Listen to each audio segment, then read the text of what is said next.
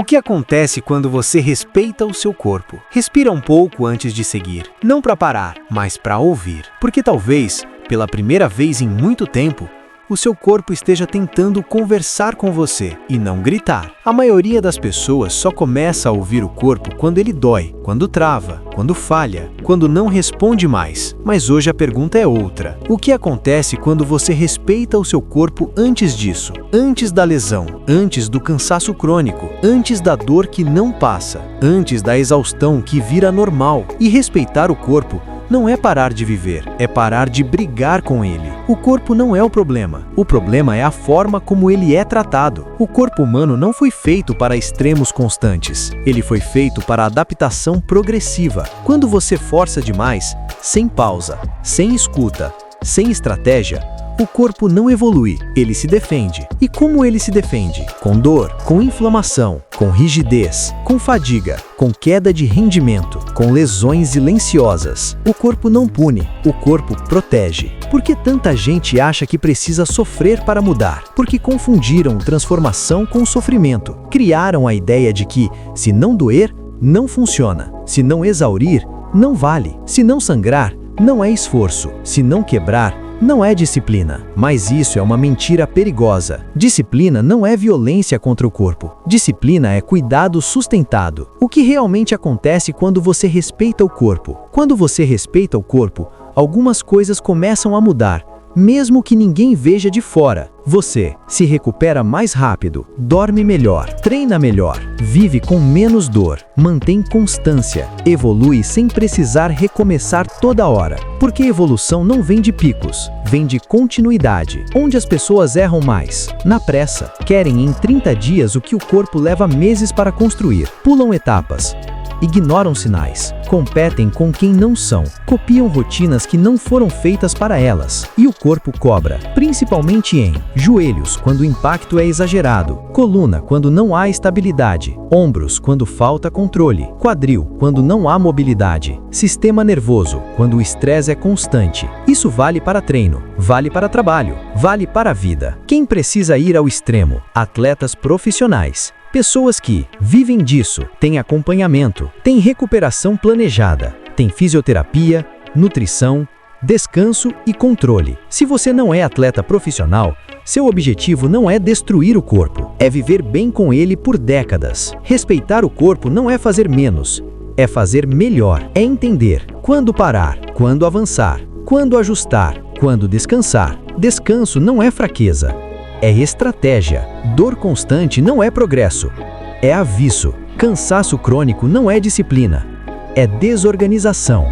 O corpo aprende quando você ensina com consistência. O corpo muda quando você respeita os limites de hoje, para ampliar os limites de amanhã. Não existe adaptação sem respeito. Você não constrói força quebrando estrutura. Você constrói força reforçando estrutura. O maior erro: ignorar os sinais pequenos. O corpo sempre avisa antes de parar. Ele avisa com rigidez matinal, dor leve recorrente, queda de energia, dificuldade de concentração, sono ruim, irritação constante.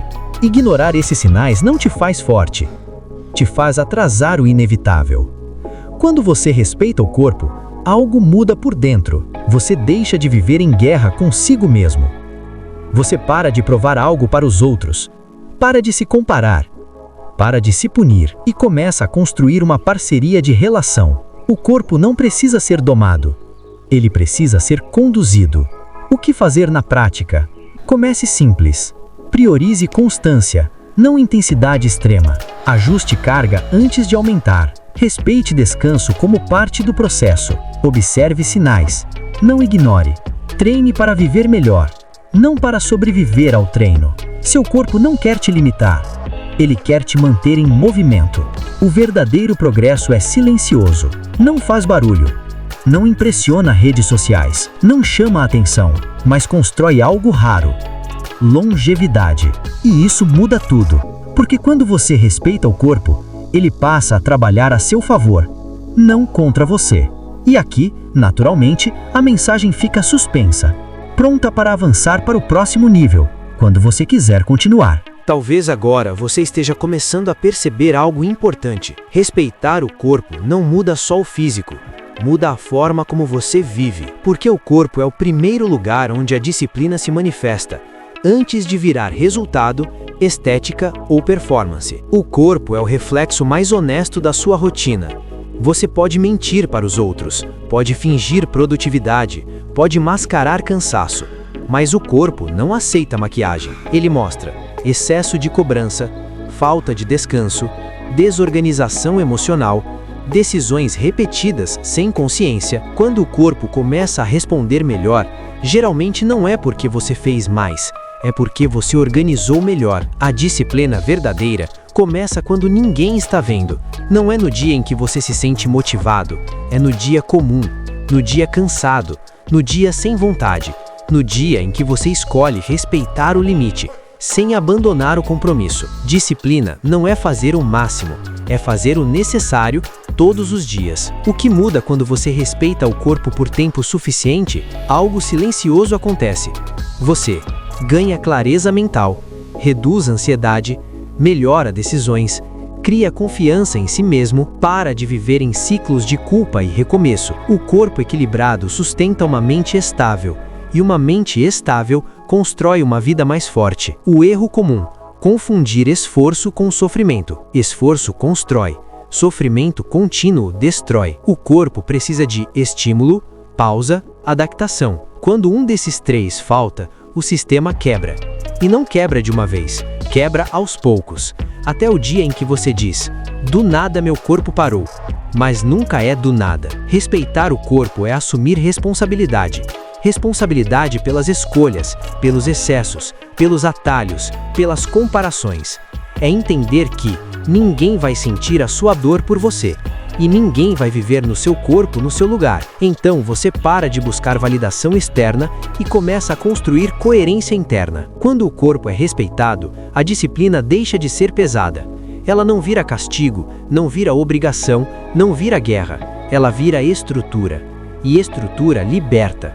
Porque quando a base está firme, você pode ir mais longe, sem se quebrar no caminho. O verdadeiro objetivo nunca foi sofrer. O objetivo sempre foi viver melhor, se mover com liberdade, envelhecer com autonomia, acordar sem dor constante, ter energia para o que importa. E isso não exige extremos, exige consistência inteligente. O corpo responde ao que é repetido, não ao que é exagerado. Não é o treino heróico, é o treino repetido. Não é a semana perfeita, é o mês possível. Não é o esforço isolado, é o hábito sustentado. O corpo aprende com o que você faz sempre, não com o que você faz uma vez e abandona. Aqui acontece a virada. Quando você entende isso, algo muda. Você deixa de lutar contra o corpo e começa a liderar o processo. Você não se abandona quando cansa, você não se pune quando falha, você ajusta, você continua. E isso muda tudo. Finalização, fechamento, disciplina X. No fim das contas, o corpo não precisa de violência para mudar. Ele precisa de direção. Ele precisa de respeito. Ele precisa de constância. Ele precisa de alguém no comando.